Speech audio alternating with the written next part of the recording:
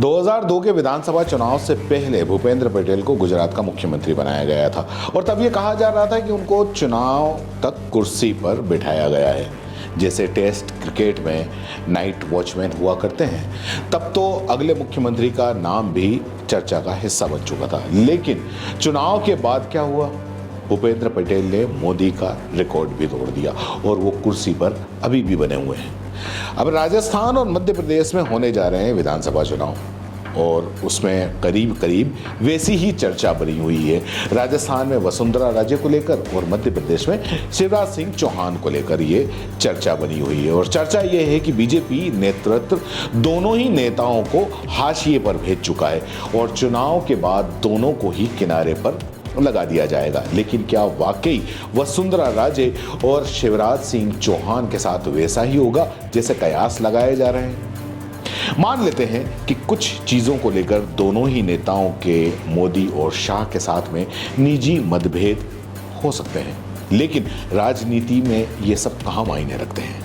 कहीं नहीं। यहाँ हम कुछ ऐसे कुछ कारणों को समझने की कोशिश करते हैं और जानते हैं कि क्या वाकई ऐसा होगा राजस्थान में और मध्य प्रदेश में।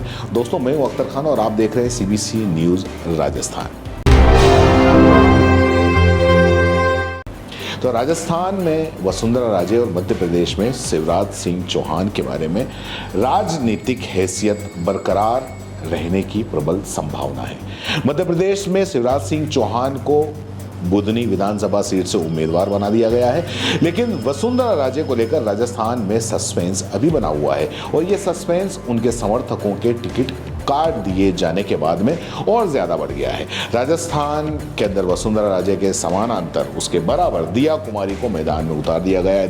दिया कुमारी वही जो कि राजसमंद से सांसद थी और खास बात यह है कि दिया कुमारी को टिकट भी वसुंधरा राजे के समर्थक विधायक की सीट पर दिया गया है और ऐसा संकेत ये समझा जा रहा है कि वसुंधरा राजे के साथ साथ राजस्थान बीजेपी के दिग्गज नेता और देश के उपराष्ट्रपति रह चुके भैरों सिंह शेखावत का प्रभाव भी पूरी तरीके से खत्म करने की कोशिश हो रही है। लेकिन 100 बात की एक बात है, 2024 का आम चुनाव सर पे है। विधानसभा चुनाव खत्म नहीं हुए हैं कि आम चुनाव का माहौल भी ऐसे में बन जाएगा। ऐसे में कोई क्यों इतना बड़ा जोखिम लेगा? ये भी नहीं भूलना चाहिए कि भले ही वसुंधरा राजे 2018 में विधानसभा चुनाव हार गई हो, लेकिन 2019 के अंदर 2014 की तरह राजस्थान की सभी 25 लोकसभा सीटें एनडीए की झोली में रही, कांग्रेस की सरकार होने के बावजूद भी, और ये क्रेडिट मोदी लहर को मिला। लेकिन क्या वसुंधरा राजे का इसमें कोई योगदान नहीं रहा? मध्य प्रदेश में भी 2018 का चुनाव हार जाने के बावजूद बीजेपी को 29 में से 28 लोकसभा सीटों पर जीत मिली। तो क्या ये नतीजे लाने में शिवराज सिंह चौहान का कोई हाथ नहीं रहा होगा? आपको पता है कि जब उमा भारती, कल्याण सिंह और बीएस येदियुरप्पा जैसे नेताओं की बीजेपी में जब वापसी हो सकती है, तो वसुंधरा राजे और शिवराज सिंह चौहान ने कौन सा ऐसा गुनाह किया है? उन नेताओं ने तो नेतृत्व को चैलेंज कर एक अलग रास्ते तक अख्तियार कर लिए थे, लेकिन इन दोनों नेताओं ने, वसुंधरा राजे और शिवराज सिंह चौहान ने, तो ऐसा कुछ भी नहीं किया। वसुंधरा राजे और शिवराज सिंह चौहान दोनों में से किसी ने ऐसा कोई काम नहीं किया कि बीजेपी को उससे नुकसान हुआ हो।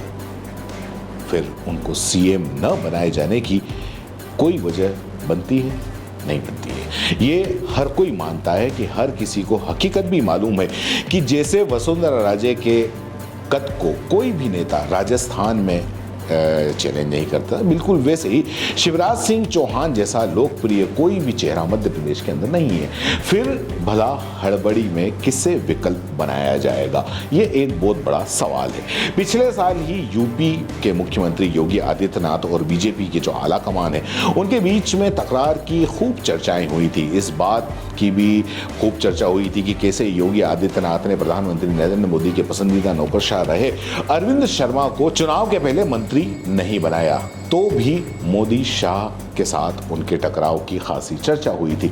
लेकिन चुनाव जीतने के बाद न सिर्फ वो मुख्यमंत्री की कुर्सी पर काबिज हैं, बल्कि अब तो उनके समर्थक उनके लिए प्रधानमंत्री की कुर्सी पर भी निगाह टिकाए हुए हैं। अब राजस्थान में संगठन से जुड़ी कुछ नियुक्तियों को अगर छोड़ दें तो ऐसा भी कभी देखने को नहीं मिला कि वसुंधरा राजे खुलेआम कभी प्रधानमंत्री नरेंद्र मोदी या अमित शाह को चुनौती देती हुई नजर आई हो। और अगर शिवराज सिंह चौहान से मोदी शाह को इतनी ही चिढ़ होती तो 2020 में फिर से उनको क्यों कमान दी गई, और शिवराज ने ऐसा क्या गलत कर दिया कि उनको दोबारा मौका नहीं दिया जाए। अगर ऐसा है तो एक बात ये समझनी होगी, क्योंकि अपने ही नेताओं को ठिकाने लगाने में हार जाने का भी खतरा है, और इसका उदाहरण भी है 2015 में दिल्ली विधानसभा चुनाव, 2022 में हिमाचल प्रदेश चुनाव और 2023 में कर्नाटक विधानसभा चुनाव के नतीजे बताते हैं कि बीजेपी को अपने स्थानीय और बड़े क्षेत्रीय नेताओं की नाराजगी बहुत भारी पड़ती है। तो क्या बीजेपी नेतृत्व थोड़े से टकराव के लिए 2 राज्यों में सरकार लुटा देगा, वो भी मध्य प्रदेश और राजस्थान जैसे राज्यों में जो बीजेपी का गढ़ माने जाते हैं। ऐसी सूरत में इस बात की काफी संभावना है कि बीजेपी के चुनाव जीतने पर राजस्थान में वसुंधरा राजे और मध्य प्रदेश में शिवराज सिंह चौहान ही मुख्यमंत्री बनेंगे।